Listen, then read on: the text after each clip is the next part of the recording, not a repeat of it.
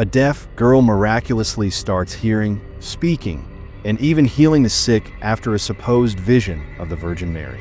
As word spreads and believers flock to witness the divine, a journalist digs deeper, uncovering the sinister force behind the so-called miracle.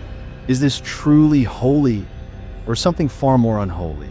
To know what happened, watch till the ends.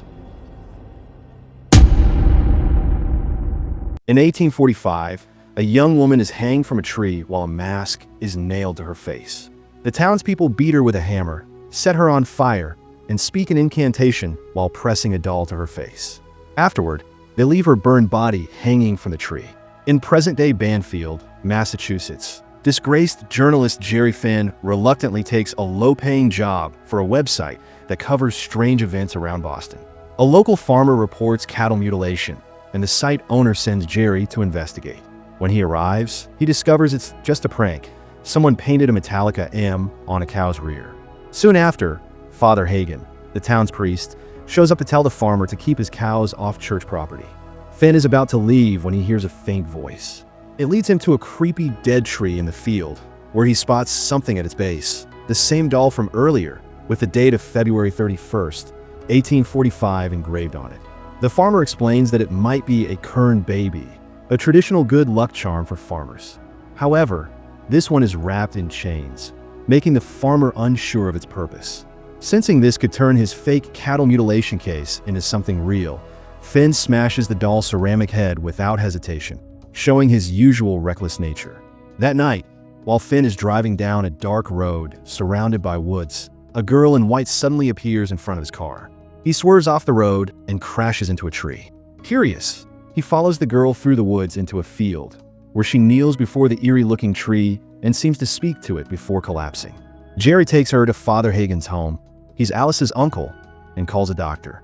When Dr. Natalie arrives, Finn tells her that Alice was talking to the tree. But Alice only communicates through hand gestures because she's deaf, meaning Jerry couldn't have actually heard her speak.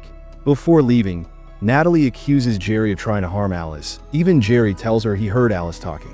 After that, Natalie drives him to a nearby motel to stay for the night, and the next morning, Jerry decides to stay there and tells website owner that his article about cattle mutilation will be delayed, and he will stay there to investigate about Alice. He goes to the church where Hagen is preaching. During the sermon, Alice stares at a statue of the Virgin Mary, then suddenly stands up and walks out. The crowd follows her as she heads to the tree. After a moment, Alice unexpectedly speaks, shocking everyone. She says that the lady appeared to her and gave her back her voice so that she could spread her message. She claims she can hear Mary's voice, telling her that everyone must return to the tree the next day. Meanwhile, Jerry calls his former boss, Monica Slade. Jerry tells her he has a brilliant story about Alice, who has a healing power and its truth, but she reminds him that he was fired for faking a story and refuses to listen. That night, Jerry has a dream of a ghostly woman rising from a creek and crawling out. The next day, Alice and the townspeople return to the tree. This time, a family brings their son, Toby, who has muscular dystrophy, hoping the lady might heal him. Alice asks if they believe in the lady, and they desperately say yes. She then tells Toby to stand and walk. At first, he insists he can't, but then he does. The crowd is stunned, and Finn is thrilled, thinking he's found the perfect story to revive his career. Everyone begins to pray to Mary. Inside the church, the statue of the Virgin Mary appears to cry blood. As news of the miracles spreads online, reporters and church officials flood the town. A local bishop and a Vatican Monsignor arrive to investigate whether the miracles are real. Finn manages to insert himself into the investigation by offering to be an objective observer, given his skeptical nature. Meanwhile, as the press bombards Alice, she only responds to Finn, making others uncomfortable. Meanwhile, Hagen walks to the tree and notices the doll lying on the ground. As he stands there, a ghostly figure lurks nearby, watching him, but he does not see it and leaves. Jerry arranges an interview with Alice, where she reveals that Mary told her Jerry misses the influence he once had with his words. She also says that she saw someone in need of her help. Just then, Hagen pulls Jerry aside for a private conversation, but starts coughing badly from his emphysema.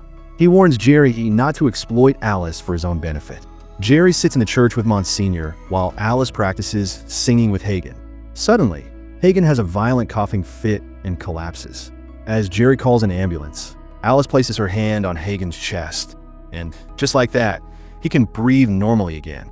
Later, Natalie takes a new x-ray and compares it to an older one, which showed his severe condition. Now convinced that Alice really healed him, the tree is officially declared a shrine, and Banfield starts attracting more tourists. Jerry talks to Natalie about the doll, and she explains that while these dolls are usually for good luck, they are also used to trap evil. The impossible date, February 31st, is meant to keep whatever is inside sealed forever. As they walk past the same creek from Jerry's dream, he sees the apparition again. When he tells Natalie he wants to see Hagen, the scene cuts to Hagen in the church, smoking a cigarette.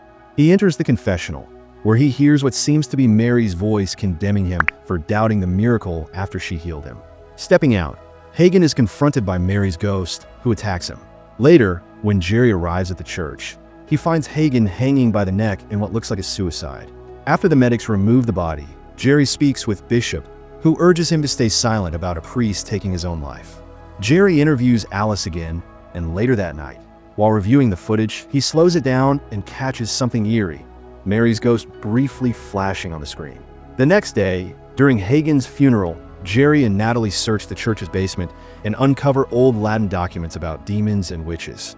They find a record about Mary Elner, a healer whose doubters met terrible fates. The townspeople eventually turned against her, forcing her to confess to working for Satan.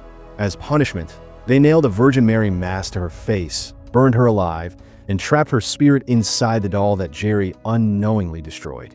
During the funeral, Alice suddenly stands and announces that Mary wants everyone to gather at the shrine for a special service.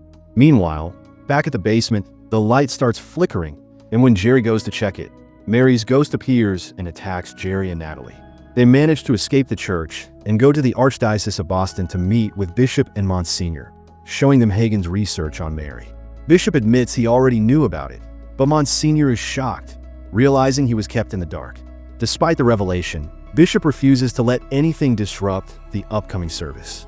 Later, Jerry digs deeper into Mary's past and discovers that before she died, she had a child who was adopted by a man named Nicholas Paget. This means Alice is Mary's descendant, and Mary made a pact with the devil to live on through her bloodline. Before Jerry can act on this, Mary's ghost attacks him again. This time, Monsignor steps in and drives her away, now fully convinced that Jerry was telling the truth. As Bishop prepares for the shrine service, Monsignor joins Jerry and Natalie at the church to bless the doll and try to seal Mary's spirit back inside. However, when Monsignor sets the doll on fire, the flames unexpectedly spread to the large cross on the wall. The burning cross crashes down, impaling Monsignor and engulfing him in flames. Jerry and Natalie flee and rush to the service. At the gathering, Mary is preparing to absorb the townspeople's faith to grow stronger. Realizing the only way to stop her, Jerry and Natalie work to turn the crowd against her. Jerry loudly declares that he faked everything and that Alice isn't really a healer. He fabricates explanations for Alice hearing and Toby walking, dismissing them as natural medical occurrences. With Natalie backing him up, the people start to lose faith, booing and rejecting Mary's power. Enraged, Mary sets the tree on fire. As the crowd flees, her ghost emerges, attacking in a final fury. Toby collapses, losing control of his legs again, but Natalie quickly carries him to safety. Bishop attempts to stand against Mary, but she places her hand on his chest, instantly disintegrating him. As Mary charges toward Jerry, Alice steps in and takes the hit. With her last living descendant now dead, Mary's spirit loses its hold and lets out a final, agonized scream before vanishing forever. Jerry cradles Alice's lifeless body and, in desperation, prays to God for a miracle. Moments later, Alice suddenly wakes up and Jerry hugs her in relief. Later, Jerry and Natalie take Alice to Hagen's grave to pay their respects. Alice is once again deaf-mute, but Jerry finds a way to communicate with her. As they leave, he tells Natalie he's shocked that Alice survived since she had no pulse and wasn't breathing. Natalie suggests that maybe God truly performed a miracle. The final scene shows a verse from Matthew: "Beware of false prophets, which come to you in sheep's clothing, but inwardly they are ravening wolves." Thanks for watching.